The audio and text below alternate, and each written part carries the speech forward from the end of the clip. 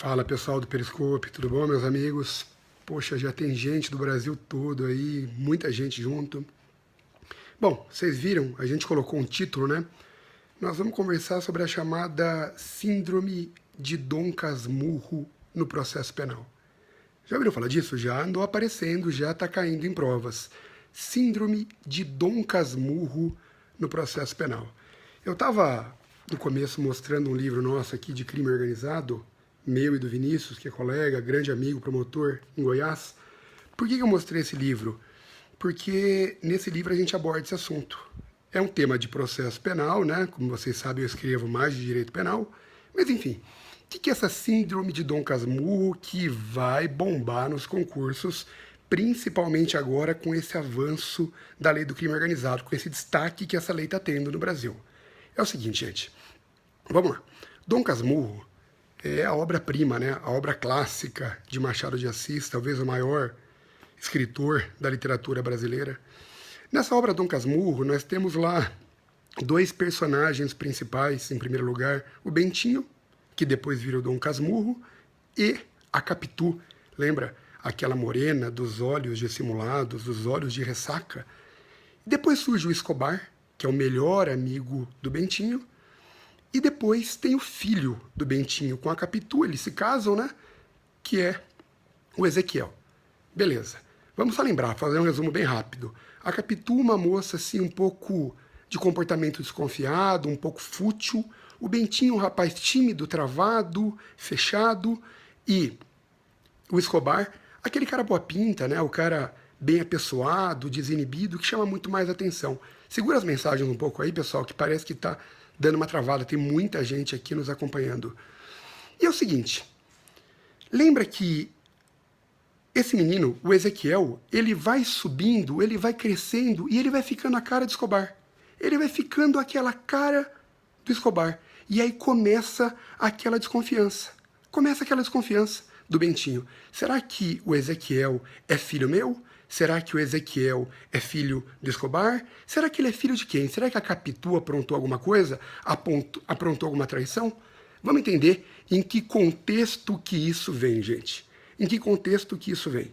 O contexto é o seguinte. O processo penal brasileiro adota um sistema chamado de acusatório. Tá? Não é um sistema inquisitivo, é um sistema acusatório.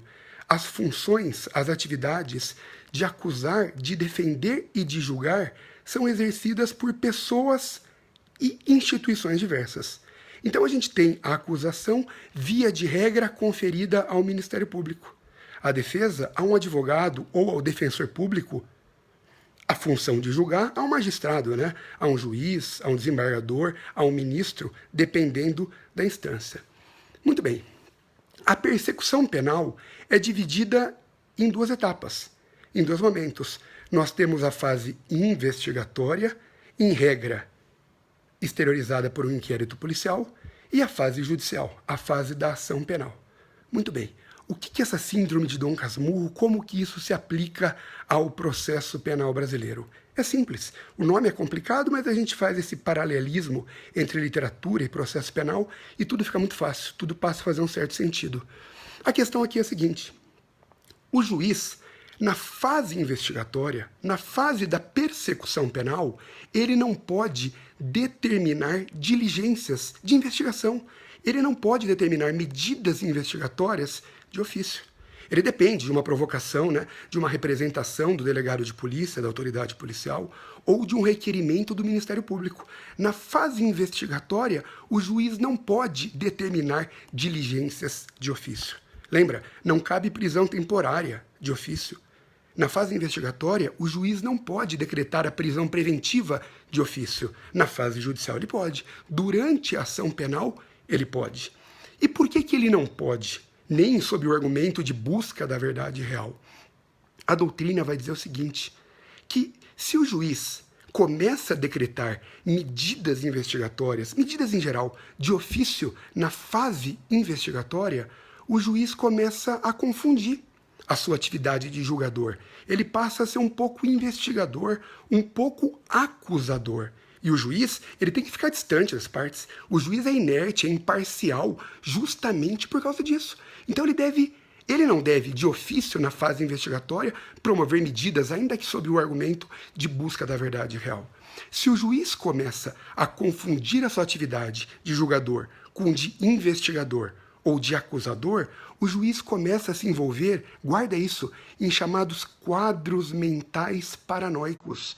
Essa expressão usada é o que acontecia lá no livro do Dom Casmurro. O Bentinho entra em quadros mentais paranoicos. Ele fica naquela loucura. É meu filho? Não é? Eu fui traído? Não fui? O que aconteceu? E se o juiz começa a realizar diligências investigatórias de ofício, isto é, sem provocação das partes, do Ministério Público principalmente, o juiz vai entrando nesses quadros paranoicos. Eu sou juiz? Eu sou acusador? Eu sou delegado para investigar? O que eu sou? Essa é a chamada síndrome de Dom Casmurro no processo penal. É o que deve ser evitado. Essa síndrome de Dom Casmurro não pode ser aceita no processo penal. Senão o juiz faz confusão. Ele deixa de julgar para se arvorar na posição de acusador ou de investigador de um crime e da sua autoria. Beleza? É isso aí, gente. Obrigado pela atenção de vocês. Essa questão é interessante, tá? É coisa bem diferente. É coisa que vai cair, ó.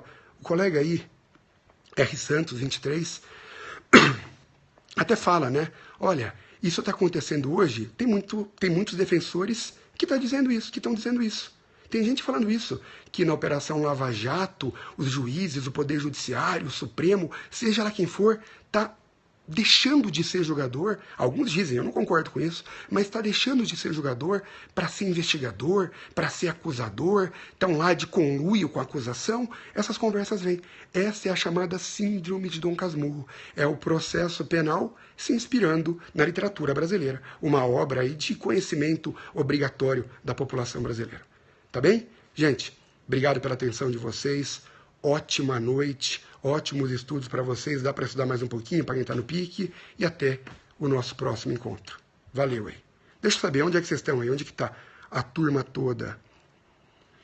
Rio de Janeiro, ó, isso aqui é o MP do Rio de Janeiro já, que a Alexandra fala aqui. Sorriso, Mato Grosso, Goiânia, Cerejeiras, Rondônia, Brasília, Bento Gonçalves, Niterói, Palmeiras campeão, nada disso, Rio, Raquel, Palmeiras e Santos, eu não sei para quem torcer, né? Para quem não torcer, sei lá. Rio de Janeiro, Minas, Goiânia, Campo Grande, Natal, Sergipe, Caratinga, Araçatuba, é muita gente, é muito rápido, não dá nem para ver. Forte abraço aí, pessoal. Até o próximo encontro.